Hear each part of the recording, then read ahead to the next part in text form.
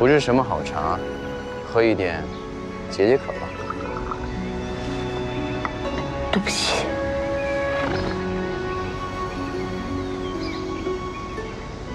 阿冕，你没有做错任何事情，你干嘛说对不起？再说了，单无刀的事，李相夷也有责任。可那些流言是紫金传出来的，我劝过他，但他对从前实在计较。那说明他在乎。阿冕，好过不解风情，什么都不往心里去。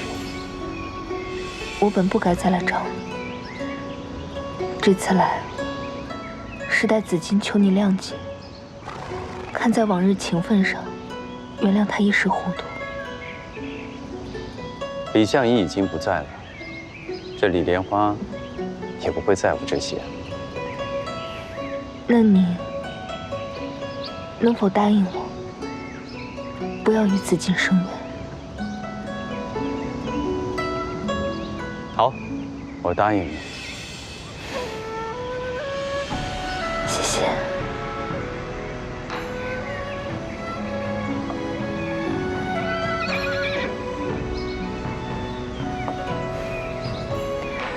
我记得我上一次求人是14年前，求的是剑魔，让他答应宽限1年，再与李相夷比武。是的呀，1年之后，李相夷剑术大成，赢了剑魔，成了天下第一。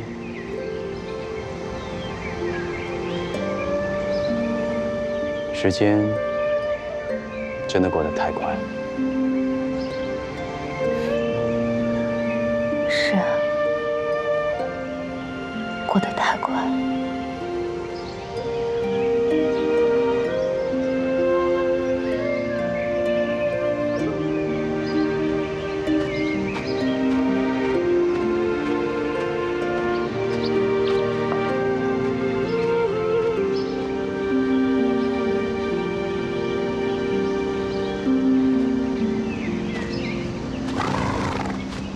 你想好了？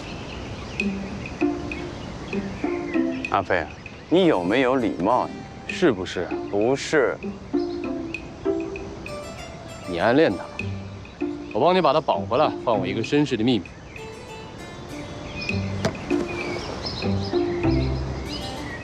你可千万不要乱来啊！我告诉你，她是我的一位故友，叫乔婉冕，是萧子衿的未婚妻。萧子衿，四顾门门主啊。没错，他们2人非常的要好。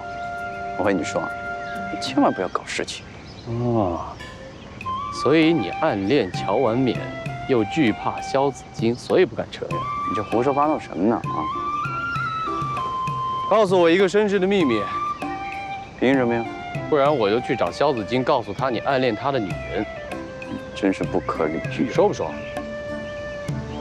唉，行，那我说吧。其实吧，你失忆是被信任之人所害。我信任之人不是你吗？那除了我之外，还另有他人。谁啊？这目前恐怕就不得而知了。不过我告诉你，以你的功夫，能害你的人，定是你身边的人。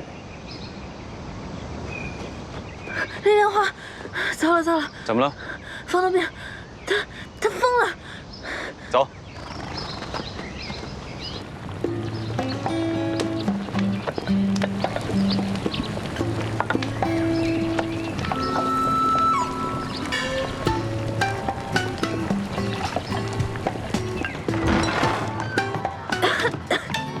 张元宝，你给我住手！你给我住手！住手！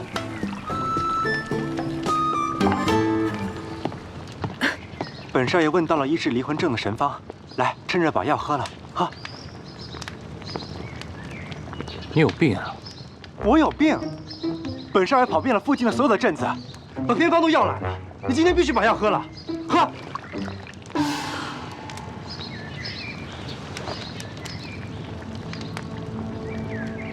你真有病！